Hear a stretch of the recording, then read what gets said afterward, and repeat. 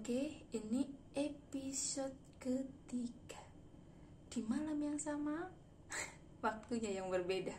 Tapi tetap aja nanti saya uploadnya itu nggak jangka panjang-panjang ya, antara episode 1 sampai 3 ini ya.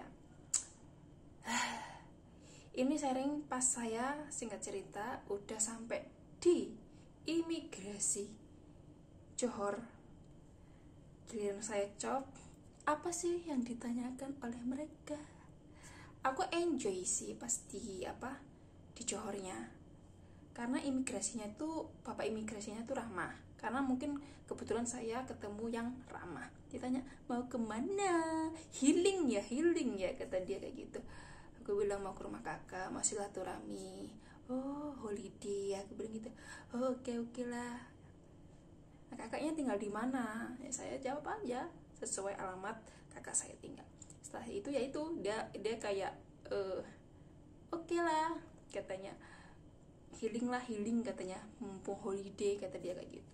Lama nggak jumpa, dia bilang kayak gitu. Aku happy, nggak ada masalah di sini, oke? Karena paspor aku kan baru ya. Tapi nggak tahu bagi kalian yang mungkin udah biasa bolak-balik ke Malaysia, karena saya dengar itu banyak banget penolakan untuk masuk Malaysia. Mungkin mereka itu kerja tapi nggak pakai kontrak kerja ataupun permit, melainkan job passingan ya kalau bahasa itunya. Nanti kalian searching aja lah itu apa namanya, kalau terkenalnya sih passingan itu ya. Oke, saya udah lewat nih di imigrasi Malaysia, lancar ya, nggak ada masalah sih di imigrasi sana. Habis itu udah ketemu kakak saya ya, singkat cerita 1 minggu berlalu saya balik ke Batam. Pas di imigrasi Malaysianya nggak ada masalah, semua lancar, oke. Dan sampai di Batam, teng, saya itu semestinya tuh dipermasalahkan tuh di Indonesianya, bukan di luar negerinya, ataupun di Malaysia ataupun di mana. Karena kebanyakan orang itu kan semestinya kalau untuk yang holiday, yang liburan itu ataupun traveling, yang dipermasalahkan itu di negara luarnya, bukan di negara kitanya. Tapi kalau saya di negara saya sendiri, negara Indonesia. Ya, ini pas baliknya ini benar-benar momen yang membuat saya itu jengkel. Saya pas cop paspor di imigrasi Batam, cop paspor biasa, mbak-mbaknya itu juga ramah. Setelah itu habis cop paspor kan pengecekan barang. Nah, pas keluar pengecekan barang, mau pintu tinggal keluar aja, paling 2 langkah lah dari pintu keluar, di stopnya ada satu ibu-ibu. Dia sih nggak tahu ya, dia itu tugasnya apa di situ. Yang jelas dia mau lihat paspor saya. Tapi awal-awalnya gini, Mbak, dari Singapura atau Malaysia? Ya, aku bilang lah dari Malaysia. Dengan santainya aku bilang kayak gitu. Saya udah ngeluh nih ya, karena saya udah capek ya. Karena kalau saya tuh naik ferry itu semestinya nggak terlalu tahan ya, karena perutnya yang nggak bersahabat ya. Udah turun, udah pas mau keluar itu di stopnya sama ibu ini, lihat paspornya. Saya kasih lihat lah, saya berdiri dengan santai, teng tang dengan gaya saya sendiri. Karena memang saya tuh nggak pernah ngerasa saya itu ada salah ya selama saya liburan, oke. Habis itu dia tanya, kamu perokok? Enggak. Peminum? Enggak. Terusan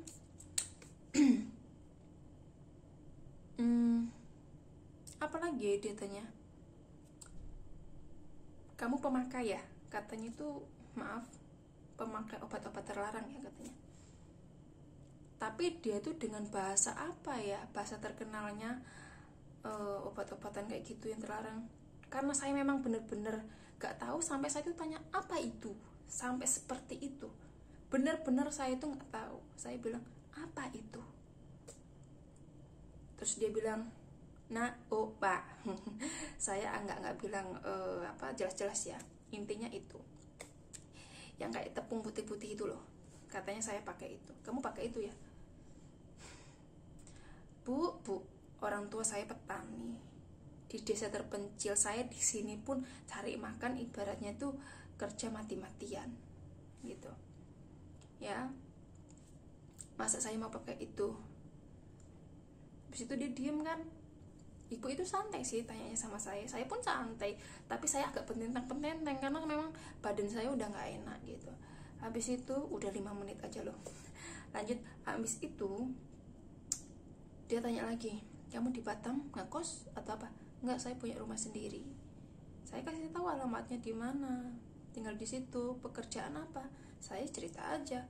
Terus dia tuh dengan sepelenya gini, emang pekerjaan kamu bisa ya buat cicil rumah gitu. Sampai segitunya aku agak sakit hati sih ya, karena ini tinggal keluar aja 2 langkah aja loh dari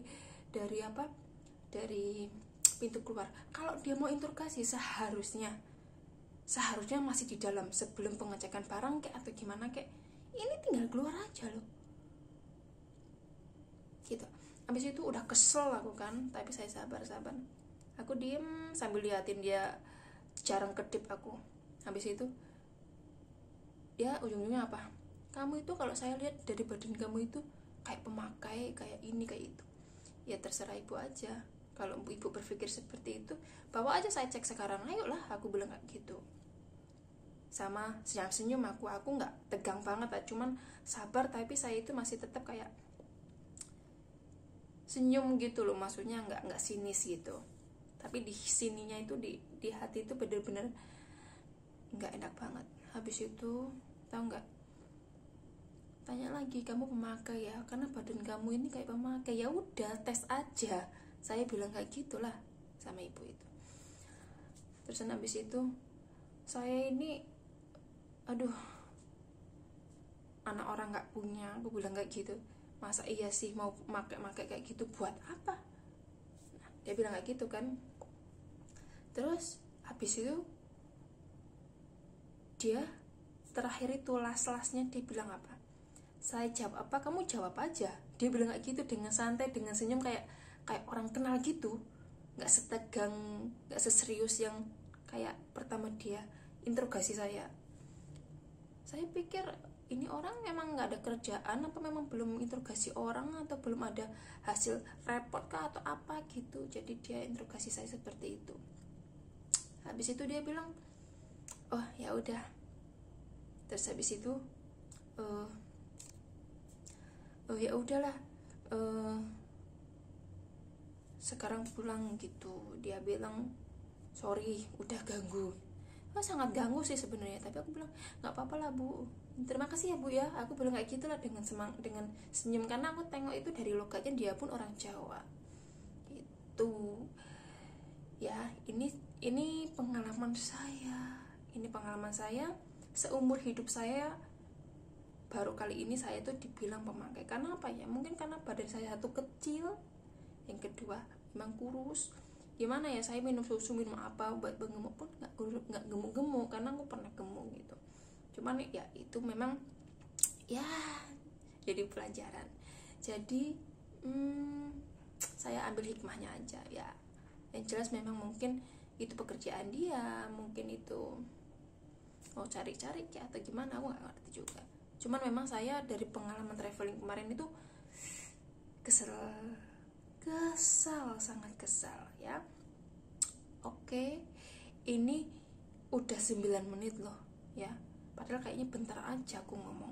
Udah cepet banget, tapi kayak cepet banget. Tik 9 menit. Tapi nggak apa-apa lah. Ini cerita saya pas main ke Malaysia di Johor.